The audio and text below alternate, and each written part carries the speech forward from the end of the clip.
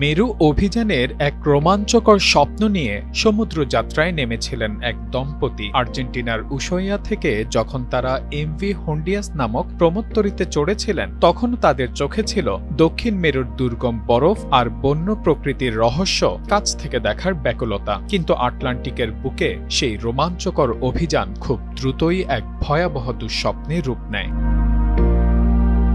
প্রমোত্তরিটি যখন মাঝ সমুদ্রে, তখন হঠাৎই অজানা এক জ্বরে আক্রান্ত হন তারা। তখনও কেউ জানতেন না যে তারা শরীরের ভেতরে এক ঘাতক ভাইরাস বহন করছেন। কিন্তু খুব দ্রুতই ভাইরাস শরীরে ছড়িয়ে পড়লে আক্রান্ত স্বামী জাহাজেই মৃত্যুবরণ করেন। মুহূর্তেই দম্পতির মেরু অভিযানের সেই স্বপ্ন দুমড়ে মুচড়ে একাকার হয়ে যায়।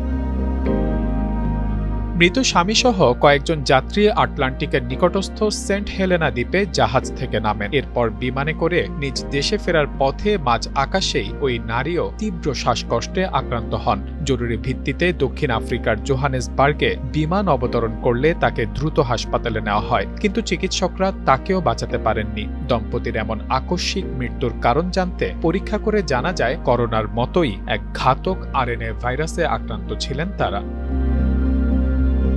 ধারণা করা হয়, জাহাজে ওঠার আগে দক্ষিণ আমেরিকার বনাঞ্চল বা পার্বত্য এলাকায় ভ্রমণের সময় কোনো এক যাত্রী অজান্তেই অ্যান্ডিজ হান্টা ভাইরাসের সংস্পর্শে এসেছিলেন। ভাইরাসটির ইনকিউবেশন পিরিয়ড দীর্ঘ হওয়ায় প্রাথমিক পর্যায়ে আক্রান্ত হওয়ার বিষয়টি কেউই বুঝতে পারেননি।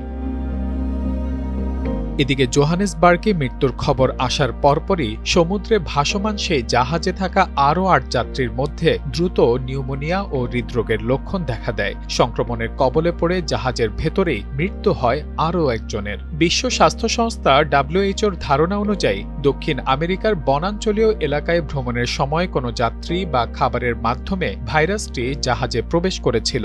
এরপর সেন্ট হেলেনায় যাত্রীদের ওঠানামার মাধ্যমে এটি বিভিন্ন দেশে ছড়িয়ে পড়ার ঝুঁকি তৈরি করে।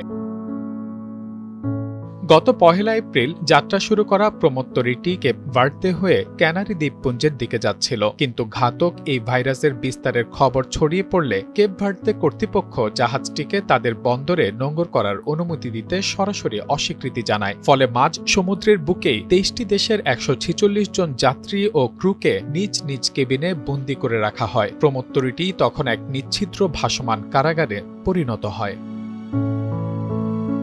দীর্ঘ আলোচনার পর স্পেন সরকার জাহাজটিকে ক্যানারি দ্বীপপুঞ্জের গ্রানাডিলা বন্দরে ভিড়তে দিলেও জুড়ে দেয় কঠোর শর্ত। নির্দেশ দেওয়া হয় জাহাজটি যেন সরাসরি ঘাটে নোঙর না ফেলে। এরপরই শুরু হয় এক ঐতিহাসিক উদ্ধার তৎপরতা। স্পেনের ৩০০ জন গার্ডিয়া সিভিল অফিসার বিশেষ হ্যাজমেট স্যুট পরে বন্দর এলাকায় এক দুর্ভেদ্য নিরাপত্তা বলয় তৈরি করেন। মাঝ সমুদ্রে নোঙর করা বড় জাহাজটি থেকে ছোট ছোট লাইফবোটের মাধ্যমে অত্যন্ত সতর্কতার সাথে যাত্রীদের তীরে নামিয়ে আনা হয়। ড্রোন দিয়ে পুরো উদ্ধার প্রক্রিয়া পর্যবেক্ষণ করা হয় এবং কঠোর স্বাস্থ্য পরীক্ষা শেষে বিশেষ চার্টার্ড বিমানে করে যাত্রীদের নিজ নিজ দেশে পাঠানো হয়।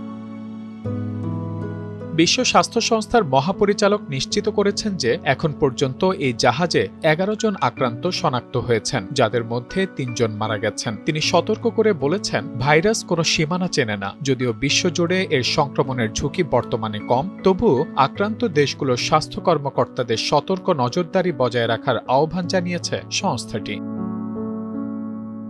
হান্টাভাইরাস মূলত হান্টাভিরিডি পরিবারের অন্তর্ভুক্ত, যা প্রধানত ইঁদুর জাতীয় প্রাণীর মাধ্যমে ছড়ায়। ৭০-এর দশকে দক্ষিণ কোরিয়ার হান্টান নদীর তীরে প্রথম শনাক্ত হওয়ায় এর নাম রাখা হয় হান্টাভাইরাস। এটি মূলত দুটি মারাত্মক রোগের জন্ম দেয়। প্রথমটি হল হান্টাভাইরাস পালমোনারি সিন্ড্রোম বা HPS, যা সরাসরি ফুসফুসে আঘাত হানে এবং এতে মৃত্যুহার প্রায় ৪০%। অন্যটি হল haemorrhagic fever with renal syndrome বা HFRS, যা কিডনি অকেজো করে দেয় এবং অভ্যন্তরীণ রক্তক্ষরণ ঘটায়। এই ভাইরাস সাধারণত ইঁদুরের মল, মূত্র বা লালার মাধ্যমে পরিবেশে ছড়ায়। নিঃশ্বাসের মাধ্যমে দূষিত বাতাস গ্রহণ করলে মানুষ আক্রান্ত হয়। সাধারণত এটি ছোঁয়াচে না হলেও এমভি হন্ডিয়াস জাহাজে পাওয়া অ্যান্ডিজ নামক ধরনটি বিরল ক্ষেত্রে মানুষ থেকে মানুষে ছড়াতে পারে। এই ভাইরাসের সুনির্দিষ্ট কোনো টিকা বা ওষুধ না থাকায় প্রাথমিক পর্যায়ে শনাক্ত করে আইসিইউ এবং অক্সিজেন থেরাপির মাধ্যমে এর চিকিৎসা করাতে হয়। তাই প্রতিরোধ হিসেবে বাসস্থান ও কর্মস্থল ইঁদুর মুক্ত রাখার পাশাপাশি মাস্ক ও গ্লাভস ব্যবহারের পরামর্শ দিচ্ছেন বিশেষজ্ঞরা। Mahmudul Hasan, Times today.